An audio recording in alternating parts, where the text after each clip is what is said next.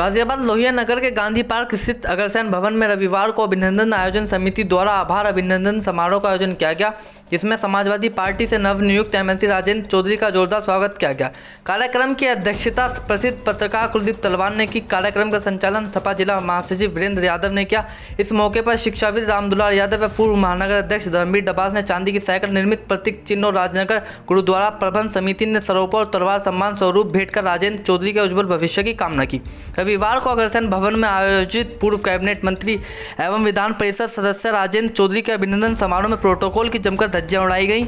एक तरफ सरकार व प्रशासन बढ़ते संक्रमण को देखते हुए कोरोना के प्रति सजग है, लोगों को सोशल डिस्टेंसिंग, मास्क, सैनिटाइजर आदि का प्रयोग करने की बात कर रहा, तो वहीं दूसरी तरफ सपा नेता के अभिनंदन समारोह में लोगों ने कोविड-19 नियमों की धज्जियां उड़ाई, बल्कि बिना मास्क और सोशल डिस्टेंसिंग का माहौल उड़ाया। समारोह में अभिनंदन करने वाले दर्जनों लोग एक के बाद एक मंच पर एक दूसरे से चिपके नजर आए। शासन स्तर से बंद हॉल में जगह 50% लोगों के इकट्ठा होने के आदेश हैं, लेकिन अग्रसेन भवन में आयोजित कार्यक्रम में सैकड़ों लोगों की भीड़ एकत्रित थी। गाजियाबाद से सिटी न्यूज़ के लिए विशाल रावत की रिपोर्ट।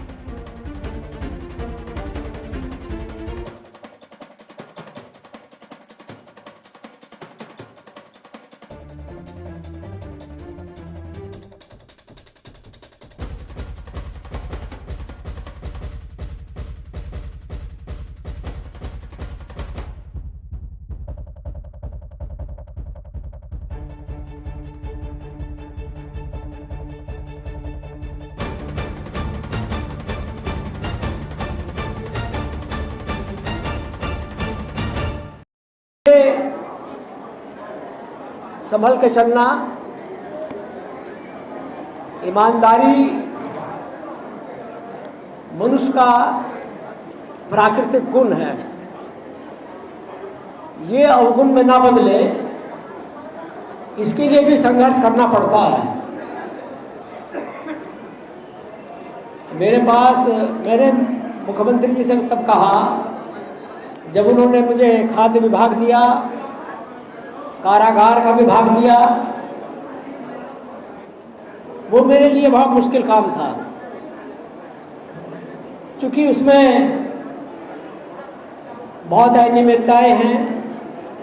और कैबिनेट की बैठक में भी मैंने कई बार कहा,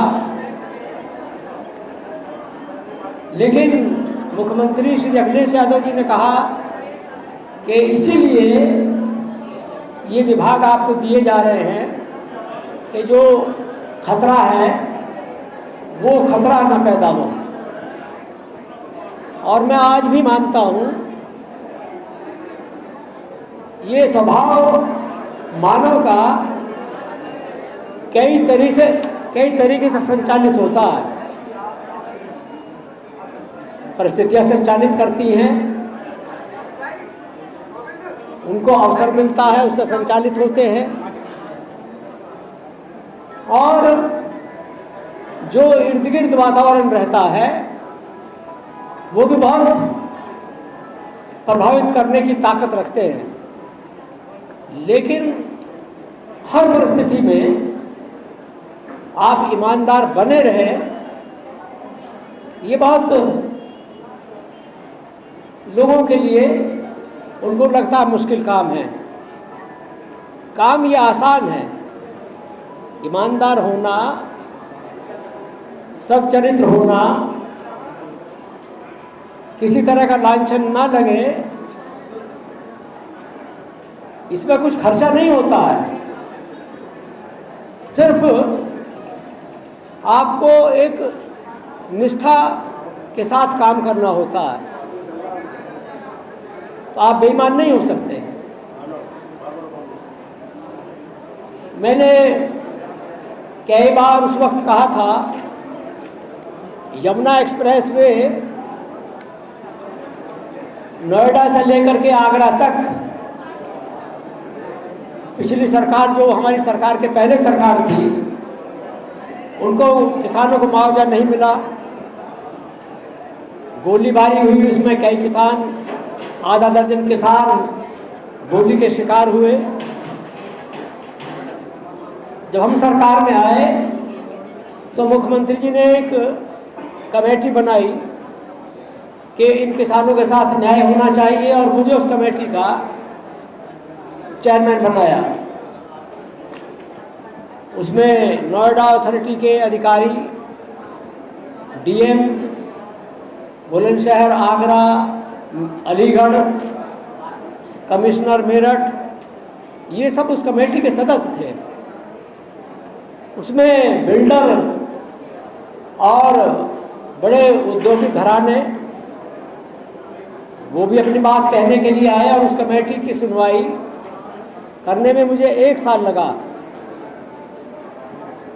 बहुत दबाव था। मैंने मुख्यमंत्री जी से कहा कि ये जो आपने मुझे इसका चेयरमैन बनाया है, ये मुश्किल काम है और कई तरह के दबाव पड़ते हैं।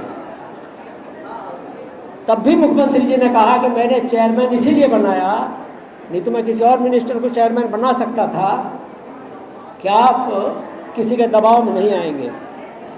और ये बात मुझे चौधरी साहब ने भी कहा और श्री अखिलेश यादव जी ने भी कहा कि चाहे जो भी हालात हों, चाहे जो भी दबाव हो, लेकिन अगर आपके पास अधिकार है, आपके पास अवसर है, तो किसानों के पक्ष में ही फैसला करना।